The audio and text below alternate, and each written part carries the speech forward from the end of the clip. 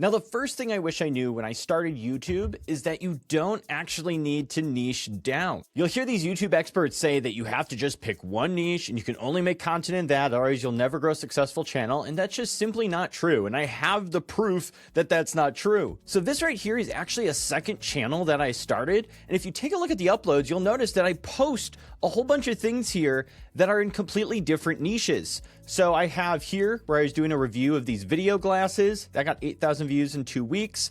Then this next video before that, I'm talking about Steam Deck games, which is very niche specific for people who own a Steam Deck and want games for it. That got 11,000 views in 1 month. Did some software tutorials. And then further down, I've got reviewing these Meta glasses, 69,000 views in 4 months, 30,000 views in months. I've got some iPhone test footage, 64,000 views in 5 months, 24,000. And then I even have like just how to transfer stuff from your Android to your iPhone. Again, these are probably completely different people, and it still gets 100,000 views in 6 months. So I can hop around from niche to niche with no problem. And especially if you are a beginner, you're not sure exactly what you want to make content on. So it's okay to make a few videos in one niche, hop over to another idea, try some things out, and just get used to learning how to make videos and how to edit and how to be on camera, and just start putting content out without all this pressure of,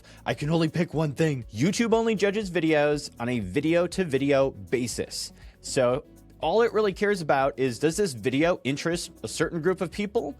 And do they click on it and watch it? And if that's the case, it's going to recommend that video. So don't worry about niching down. Just start making videos. The second thing I wish I knew when I was getting started on YouTube is that camera gear doesn't matter.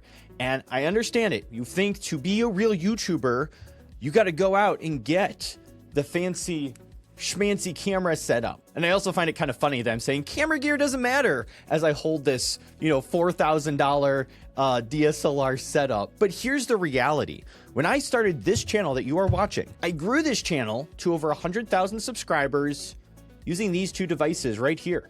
This is the original iPhone SE, and this was the second follow-up to the iPhone SE. And this is what I filmed my videos on. This is how I created my content. The majority of my videos were filmed on a smartphone and then edited on a smartphone or like on an iPad. And I grew to 100,000 subscribers with a $400 phone. And it's going to be tempting to think that my videos will be better if I buy the fancy camera, but it's not. No one subscribes to you and follows your content because you have a fancy camera. What's more important is the actual content you're putting together and what's actually in the video. So don't get hung up on gear. Start posting videos with what you got. Number 3, metadata is a waste of time. When I was getting started, I got so caught up in optimizing my tags and my hashtags and my keywords and trying to figure out all the things I had to do to get the algorithm to promote me. When little did I know that it wasn't robots watching my video and deciding if my video was good. It was people. And that's all YouTube cares about. YouTube systems monitor how people respond to your content. So it pays attention to whether people click on your video and watch it, or do they scroll past it? And if they do watch it, how long do they spend watching? And are there signs that this viewer is satisfied with the video? And if that's the case, YouTube's going to recommend your video to other people with a similar watch history to that viewer. And so YouTube's not really paying attention to any of this metadata stuff and all these tag optimizations. It just cares, is this a good video for people to watch? And if it is, then we're gonna put it on someone's homepage. Then we're gonna suggest it. Then we're gonna rank it higher in the search results. So take all the time that you're gonna spend optimizing your metadata and instead invest that into some of the things that we're gonna talk about later in this video. Number 4, don't promote your channel outside of YouTube. And I know this is tempting because when you post a video and it sits there for hours or a day and it sits there at 0 views, 2 views, and you're like, man, I need to get this video some traction, you may be tempted to share it on Facebook or Instagram or TikTok or try to do some kind of promotion for it to hopefully just get it some momentum. And I get it, but the problem comes in is when you share your video on Facebook, you try to get friends to watch it, chances are your friends aren't going to watch it till the end of the video. And even if they do watch it till the end of the video, that just tells YouTube to share it to other people like that viewer with their similar watch history, which aren't the people who are going to even watch your video to begin with. Or your lousy friends are going to just watch your video for 15 seconds and leave, and then YouTube's like, oh, wow, this must have not been a good video. I guess we really shouldn't put this out. What I have found, and mind you, I've started quite a few channels, is that if I post a good video on a channel with like 20, 30 subscribers, the video can still perform well without there really being any subscribers to that channel. So you don't need to do some outside promotion. If your video is not doing well, it's probably something with your thumbnail, your title, your idea, or maybe your video itself that needs some tweaking in order to get people to click and watch. The fifth thing I wish I knew when I started YouTube was to study successful creators. And I actually learned this concept from someone named Brian Tracy. He's like a sales motivation guy from like the 90s, the 80s, the 70s. And I actually watched this video right here years ago, and I highly recommend watching it because he talks about this great concept called the law of cause and effect, which is if you see an effect you want, you just need to figure out what caused that effect and repeat those steps for yourself. For Brian, he was part of a sales team, and he noticed that the top salespeople, the top 20%, made 80% of the sales. And then the bottom 80% of the salespeople only made 20% of the sales. He was like, what are these people doing that are getting them this great result that I'm not doing? And so he learned what they did, and then he did what they did, and he got the same results. And so he learned that success leaves tracks. And if you just follow the tracks of success and see what people did to get there, you can get that same result. And that same concept applies to so many different things, especially YouTube. So when you study successful creators in a niche that you want to make content in, so let's say you want to make some tech videos for a bit, okay? Go study creators who are successful in tech videos. What is the common patterns that they follow? So if you watch a tech video, is it just going to be a talking head video like this? No, it's not. You're going to see cinematic B-roll of the product. You're going to see them using the product in the video. Like, you're going to have all that. And you're like, okay, there's a pattern. I should probably make sure that if I'm going to do tech videos, I got these cinematic product shots. There's shots of me using the product. That is something they do. Okay, what do their thumbnails look like? What do their titles look like? How do they open their video? I'm going to study and become a student of what makes a really good tech video.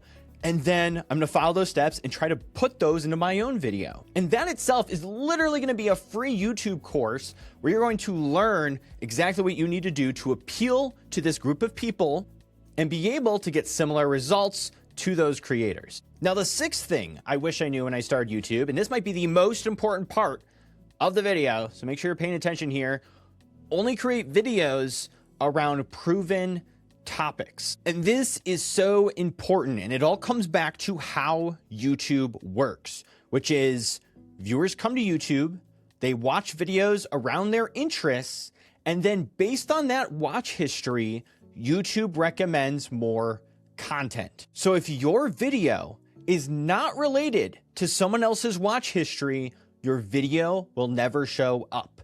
And that was my problem when I got started. I would just come up with an idea and make that video, but like people weren't watching content around that thing I made. And so YouTube never suggested it to anyone because it wasn't related to people's interests. And so a really cool hack you can do is all you have to do is find out what are people watching and then make that content around that topic or around that thing. And then YouTube easily throws you into homepage and the suggested tab because you actually are making videos around those topics, and YouTube's only going to recommend videos based on someone's watch history. And so what you have to do with every single idea you come up with is you research first if it's actually worth doing this video.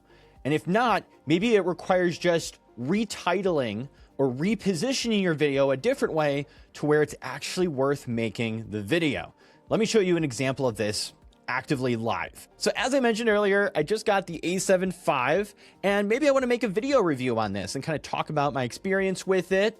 That could be an interesting idea for a video, but before I go and make that video, let's do research. So what I'm going to do is I'm going to go to YouTube and I'm going to search A7 IV, and I'm going to see how well those videos are performing related to that topic. Now, something that helps me figure that out is vidIQ, which is a free extension, but they also have a lot of paid features to help you grow your YouTube channel. And because I am an affiliate with them, they give me a really sweet deal where you can actually get the full version of vidIQ for just $1.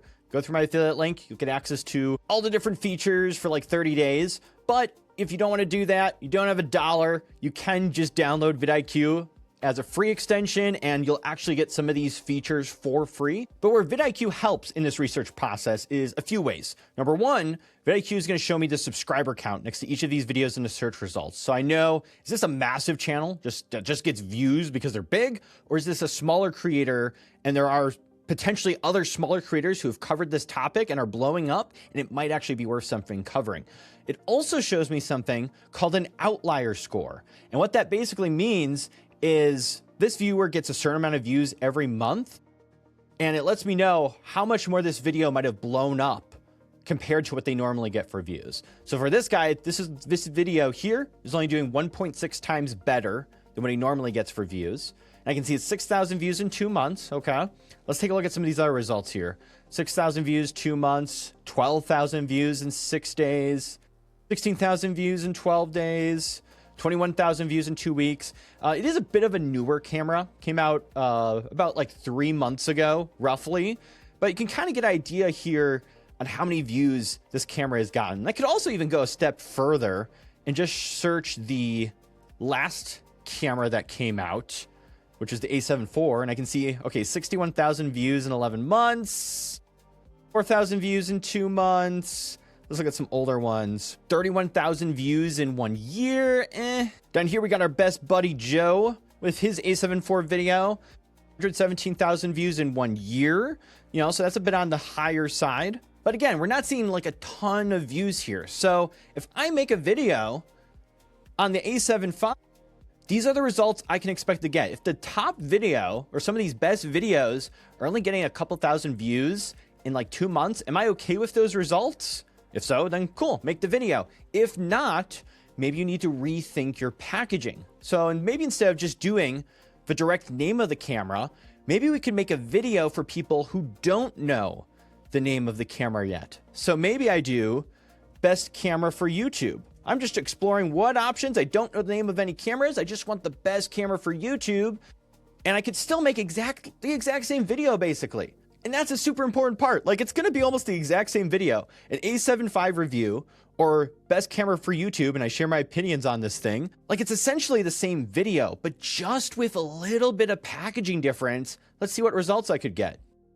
Here we can see Think Media, 105,000 views in two weeks. And look at this, 5.9x outlier score. That lets me know that this video is way outperforming what they normally get for views, and it's outgrowing their audience. Looks like they did this video a year ago. Got a 411,000 views in 1 year. Let's see what some other results are. Best camera for YouTube beginners. Another one they did 2 years ago, 480,000 views. Or even take a look at this one. Best camera setups for creators in 2025. Channel only has 73,000 subs, but got 181,000 views in 9 months. This video is doing 87 times better than what they normally get for views. 87 times better. So there's clearly a lot of outliers. And so if we just repackage our video and instead make a best camera for YouTube type video where we recommend the A7 V, we could get way more views than just doing an A7 V review. And that's the power of research. I'm seeing what is performing well, what are people actually watching. And sometimes when you do this, you're also going to find out what people are searching for, to where you might be able to get views from search in an evergreen way where, you know, probably people search best camera for YouTube every single month. And there's probably people who also just watch those videos on their YouTube homepage. And so if you just take the time to research first and you're like, I'm making this idea because I saw these videos did well around this, and so I'm going to make my own version, or I'm going to get creative and make my own type of video around a best camera for beginners, or whatever your topic is, you're starting with, there's proof this has worked, and now I'm going to go and make this video. And if you do that consistently, it doesn't mean you're going to guaranteed always blow up your channel. Like, realistically, that's not what happens. But when you start with a researched idea and there's proven demand behind it, you're giving your video the best chance for it to take off and work, because we're starting with viewers' interests, and that's what YouTube uses to recommend videos. Now, the seventh thing I wish I knew is that topic, title, and thumbnail is more important than anything. And this is something I spent years not making custom thumbnails when I got started on YouTube. Like, I just post video, I'd pick a frame, I'd throw something together, take a few minutes, throw something together, and then just upload. But you gotta realize that if no one clicks on your video, no one sees the hours of effort you put into making that video. So you have to invest, I would say, the majority of your time into researching a good idea and making sure there's proof, but then also making a good title and thumbnail. And the best way you can do that is to compare yourself to the competition in that space. So, for the best camera for YouTubers, I got to go and compare my thumbnail to the other thumbnails out there. How did they make the thumbnails? What does that look like? Are they showing the product? Are they showing their face? How much text is there? And I cannot post that video until my thumbnail is better than theirs. And yeah, that's gonna take extra time. That's gonna take extra effort. Maybe that's gonna slow down my ability to make videos, but it's worth it because if no one clicks, no one watches. What's the point of editing all these videos if you never get viewers to actually click on your video? So that's the first step. And so invest time into making a thumbnail and take some time to learn how to make good thumbnails or take photos for good thumbnails. We actually have some great thumbnail tutorials on this channel. I'll try and link some in the description if you want to check those out, but invest time into actually getting people to click on your content. Number 8 is that the first 15 to 30 seconds of your video will make or break your video. Because what happens is when someone clicks on your video, you already made a promise to them in the thumbnail and title about there being value in this video, and they're immediately judging in those first few seconds, will this person deliver value? So you really have to make sure that your hook and your opening intro does that. That means not having a branded intro. That means not saying, hey guys, welcome back to the channel. If you're new here, subscribe. Like, no one wants to hear that. We're here for the topic of your video, so get to the point. Or tell us what's coming up in the video and visually show us what's coming up in the video to get us excited, to get us to actually stay and watch your content. Like when I started this video, if you've made it this far, I started holding up a play button because chances are you guys want this. And so I start my video, and also my thumbnail probably has me holding up a play button. So it's like, you clicked on it because you want to hear some thoughts from a guy with a play button. And so I'm going to visually show the play button in the beginning of this video. And now you're like, oh, it's not just a Photoshop play button. It's a real thing. Let me listen to this guy and see what he has to say. And I get it. Like, editing can take a lot of time. And if you don't want to spend a lot of time editing, just at least edit the first 15 to 30 seconds. Just put the most effort there, make something nice, and then skip editing for the rest of your video. But at least get people hooked in that beginning. The 9th thing I wish I knew when I got started on YouTube is that you can make a ton of money on YouTube as a small channel. And I actually ended up quitting YouTube back in 2019 because I believed I couldn't make money doing this. I'm teaching people how to use free editing software. There's no way I can actually monetize this, make money from this. And that's why I quit. But thankfully I came back April of 2020 and decided to give it one more shot. And I was literally making $500 a month after the first 6 months of coming back to YouTube. And eventually 2 years later, after trying this one more time, was able to go full-time as a YouTuber. But the reality is there are so many ways you can make money now with YouTube or with any other social media platform, from UGC content, where it's just you're making videos that a company can run as ads. And there's even entire websites and apps where you can apply for these promotions and be able to get these gigs where you just make a simple video that looks homemade, that looks genuine, that these companies can run ads with, and you can get paid hundreds of dollars. I was able to, on my second channel, just post some software reviews where I tested out software, shared my thoughts about it, how to use it, and then just joined that company's affiliate program, which means I get paid a commission. I get paid money anytime someone signs up for that thing. And so I just showed people, here's what the paid version looks like. Here's what you can do. If you're interested in getting it, my affiliate link's down below. Appreciate if you go through it. And I made hundreds of dollars from my second channel just by doing that. Or even if you have a smaller, tight-knit community, if you start something like a Buy Me a Coffee or a Patreon, or just turn on YouTube memberships, 100 people paying you just $5 a month is $500 a month. That is money you can invest into your channel. That is money you can invest into educational content to help you grow more. Like, it is so accessible. If my channel ever failed and flopped, I would still be posting videos. I'd still keep going while working a full-time job because there's just so much money potential. And I wasn't sure if I was going to say this in this video, but I'll say it now. I posted a video on this main channel just talking about a tool. And mind you, they reached out, like, hey, you want to try this tool out? Make a video on it? Sure. I'll put your affiliate link in there. Looks like a cool tool. I might use it. Make a video on it. That video ended up taking off, getting over 100,000 views. And that video made $20,000 from the affiliate link.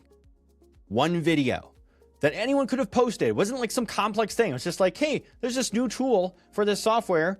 Here's how it works. This is pretty cool. If you want to try it for yourself, go through the affiliate link. Like, anyone could have made that video. And it made that kind of money. And so you're always like one video away from hitting that video that takes off. And especially when you talk about an affiliate link, or you talk about, hey, join my membership and help me make more content like this. Even if you want to go the UGC route and just be able to record quick little videos for people's products that they can, run ads with, like, there is money to be had here. And if you're a small creator, there's no reason why this can't be your part-time job and be something where you get to make videos and have fun doing it while also producing a side income. It's not crazy. You're not silly for pursuing this. You can realistically make good money even as a small channel. And the 10th thing I wish I knew when I started YouTube is to send viewers down a rabbit hole.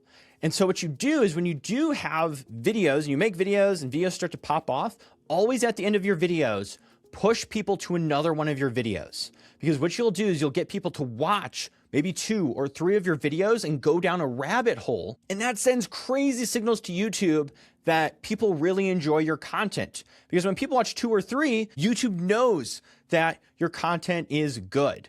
And I'm going to send you down a rabbit hole. If you want to learn deeper about how I grew this channel to over 300,000 subscribers, over 40 million views, you click on this playlist, you watch this content, you're going to end up going down that route. So click right here if you want to keep learning more about YouTube and master this and suck up all the wisdom I've learned. It's time to get serious about YouTube. Click here and start learning more.